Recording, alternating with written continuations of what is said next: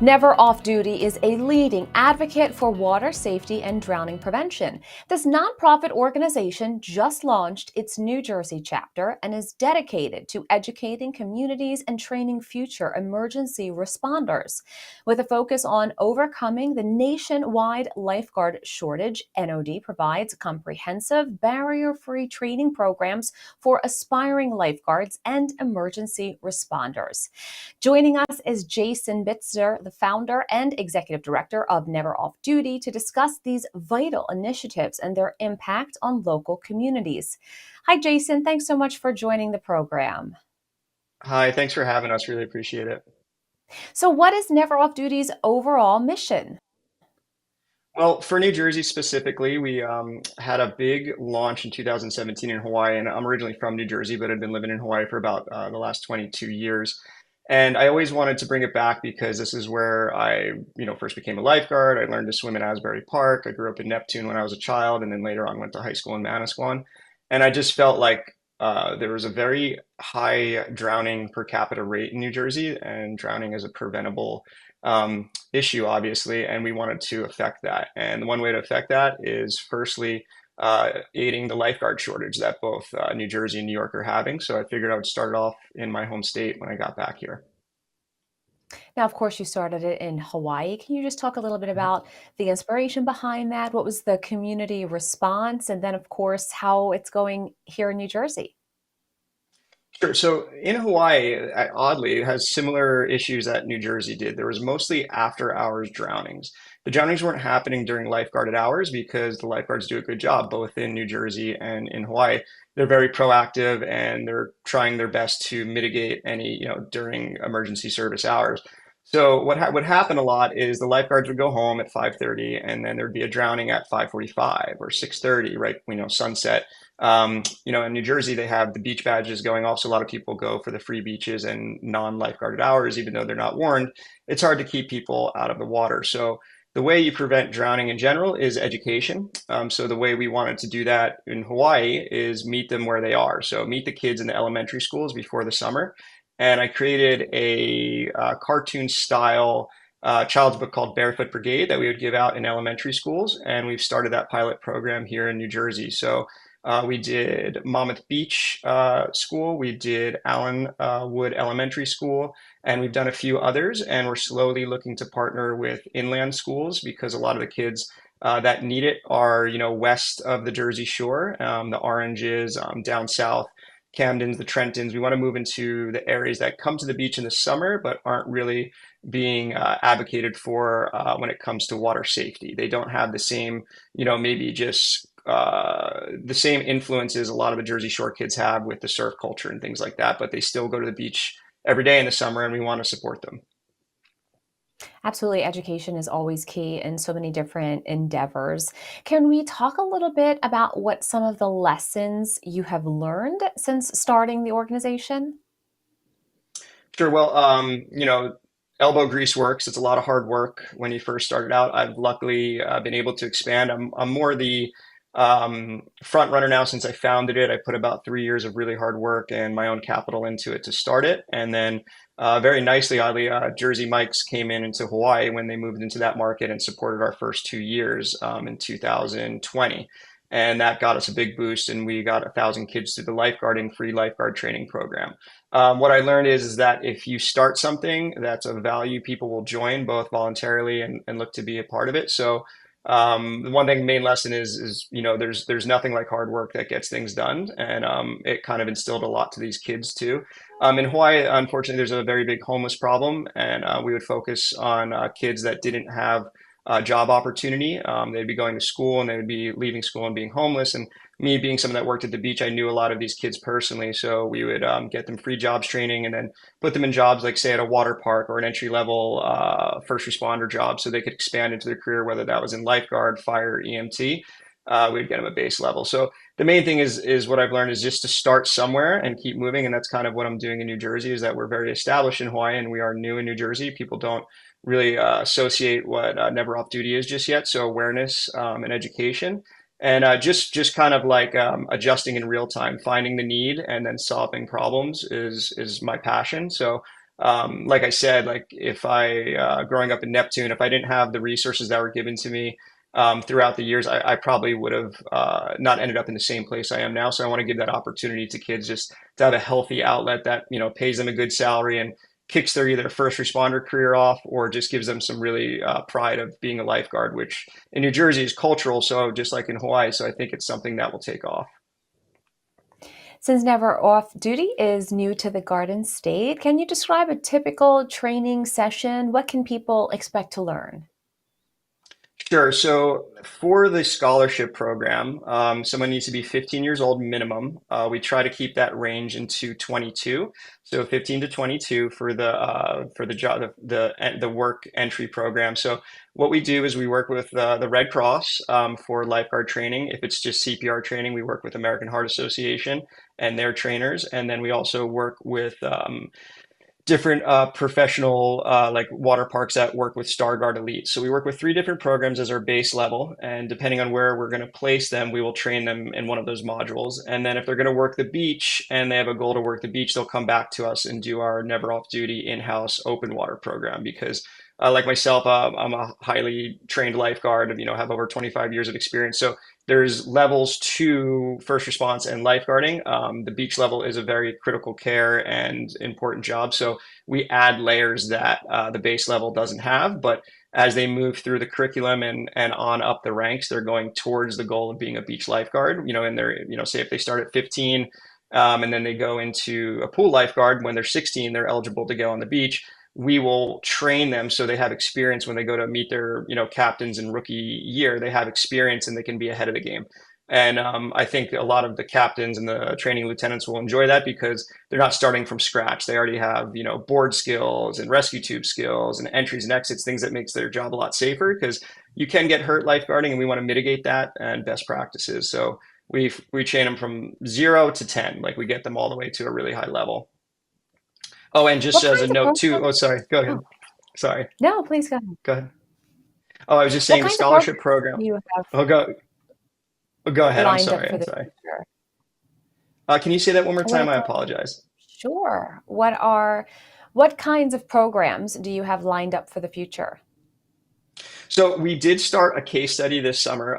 It's self-funded from Never Off Duty. So we're looking to get corporate sponsors and grants to do, community readiness and jobs training. But we did a pilot program in which we are going to help all the surf instructors in New Jersey get cheap or free lifeguard training to make a standard. In Hawaii, all the surf instructors are mandated to be lifeguards.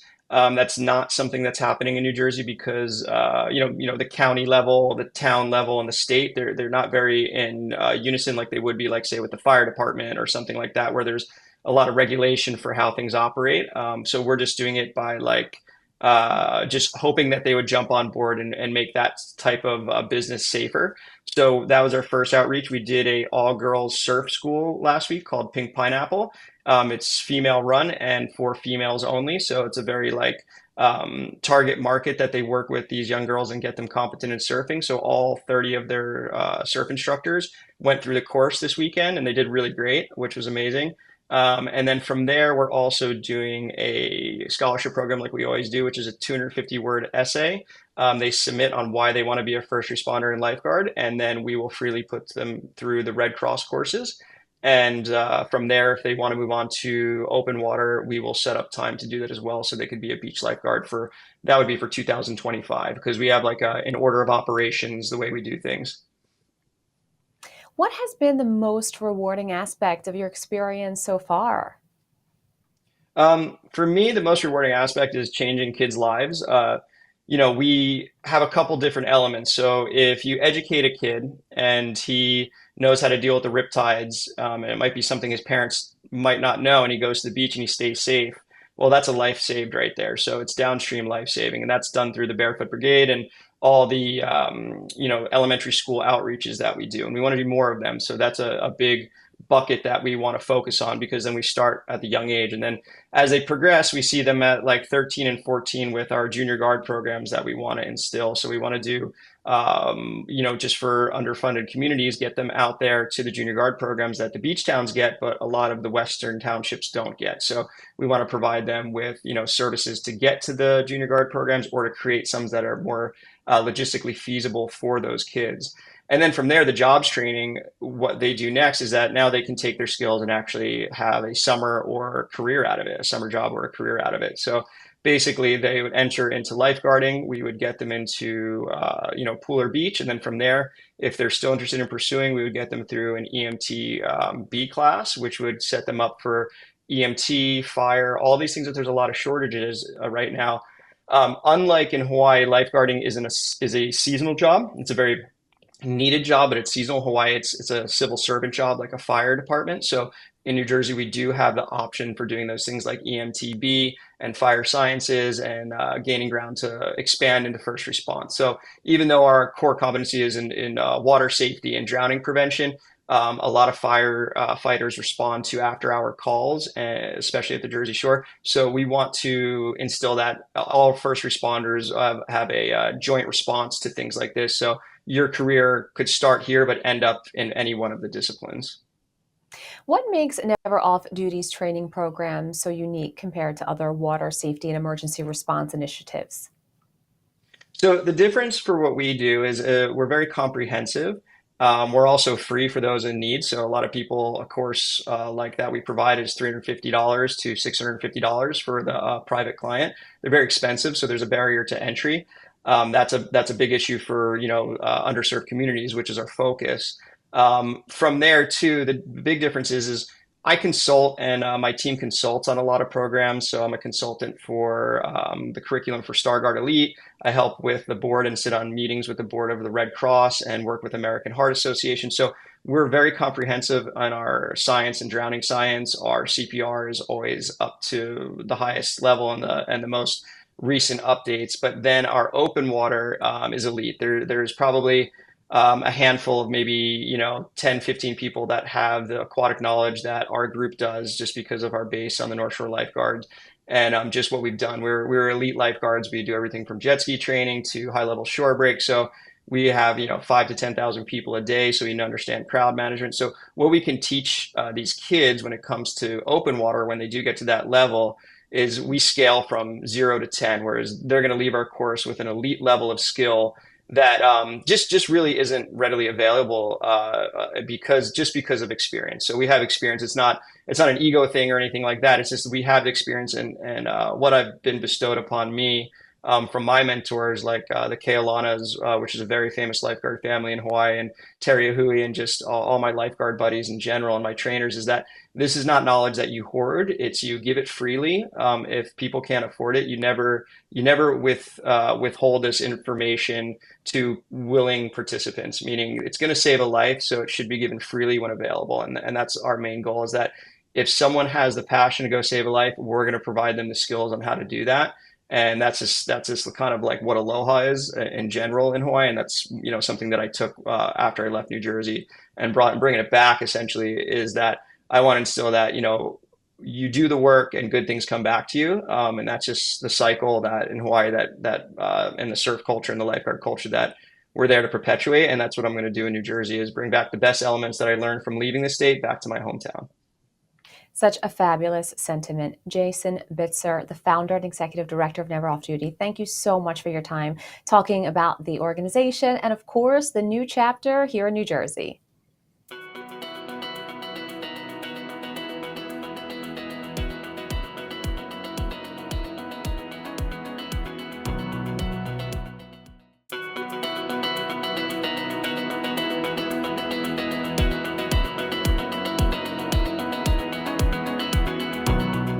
Welcome back. I'm here at Ocean with Frank Rocco, the Vice President of Operations. Thanks so much for joining us. Of course. Thanks for having me. So powerboat racing returns here to Atlantic City. How did that happen? So it's great. I'm familiar with the history of powerboat racing on the Jersey Shore. When Nick reached out and said what he was planning on doing, we're proud that Ocean can be part of that, bringing it back to the Atlantic City shore. Now, that's just one of several events, day and night, that Ocean is hosting for the summer as it kicks off. Tell us more. So we have a great summer coming up starting this weekend, right? We have the B-52s in Ovation Hall. We have two friends at the HQ Beach Club next weekend, which is actually our 6th birthday. So is the weekend we opened 6 years ago. We have Leonard Skinner in Ovation Hall, Summer Rae in the HQ Beach Club. And then we are opening a new pop-up bar, which is fun. We've done a few pop-up bars here at Ocean, and this is another themed pop-up bar, which is incredible, called the Metal Bar, in support of the Olympics this year. And we have Dominique Doss coming to be part of that opening. Fantastic. Now, you have been a part of this property since the very beginning. What does it mean to you to see so many people here enjoying it, record numbers moving forward, and just everybody gearing up for a fantastic summer? So I could not be more proud of what the team at Ocean has accomplished, right? From where we were when we opened to where we are today is an incredible transformation. And really, it is all about the people here. Ocean has a tremendous team. And I love to see that we're bringing people back to Atlantic City, and I love that. I love the future and potential of Atlantic City and Ocean. So, some 27 million visitors come to Atlantic City annually. So, those are some fantastic numbers. It's a great feeder market. Kind of what's the message for people who may not be familiar with this property but would like to come and check it out? So, there's an incredible amount of things to do here. We can talk all day long about all the different offerings that Atlantic City has and that Ocean has, right? We have incredible entertainment, great dining options. I don't know where else you can get something like this in the country at a gaming property, right? Look around. This is a spectacular setting, right? So it's someplace that I feel like people, once they come, they will appreciate it. I feel like not enough people really know what Atlantic City is like today. For a long time, gaming amenities were a big push, but now we're starting to see the non-gaming really having traction, people really into that. Can you talk a little bit about how Ocean balances both? Yeah, so Ocean is an Atlantic City casino, right? But has incredible rooms. So the hospitality here, the room quality is spectacular. I think we have all different things to offer by way of inside and outside space. Like for this powerboat racing, you can watch it from the park, you can watch it from the skywalk, or you can come out here to the cabanas for a more personalized experience, right? So there's all these different things to do. We have new things coming that are great and that are experiential, and we've done some things that are very non-traditional here. Like, at Christmas time we did Santa's elevator, which was great. I mean, you don't normally see that in a casino, right, in Atlantic City. And we have an exciting July in that we're doing drone shows. I don't know if you've ever seen a drone show.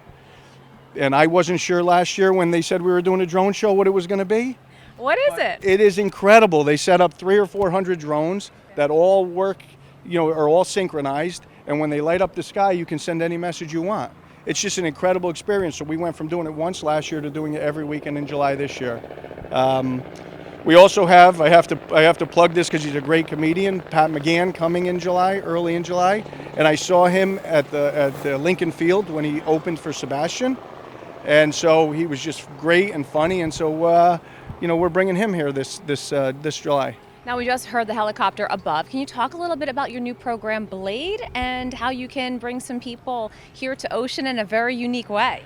Yeah, so that's a cool partnership and affiliation, right? Blade is a well-known, helicopter service that does charter, scheduled flights. And so in partnership with them, we built this helipad at Ocean. And so it just adds another element to the property, another amenity to the property, and something that another guest might find valuable, right? And that's really the key here. How do we find all these valuable moments for different guests? For a long time, you see Atlantic City really between two other big cities, Philadelphia and New York, and obviously still, trying to give it a name for itself here in 2024. What would you like to see for the resort town now and moving forward? I would like for people to not get hung up on the past and of some of the media representation of Atlantic City, and to come here and experience it themselves. Right? It is an incredible place with a lot of things to do, and I'm guilty of that myself. I came here 8 years ago. I moved here to the Jersey Shore. Spent my whole life in a surrounding state, and I love living here. There's no place I would rather live. Like, it's an incredible opportunity and has an enormous amount of potential. Frank, thanks so much for your time today. Thank you. Very nice to meet you. Thanks, you too. Thanks. That's the program for now. We'll see you next week for more. Check out onnj.com.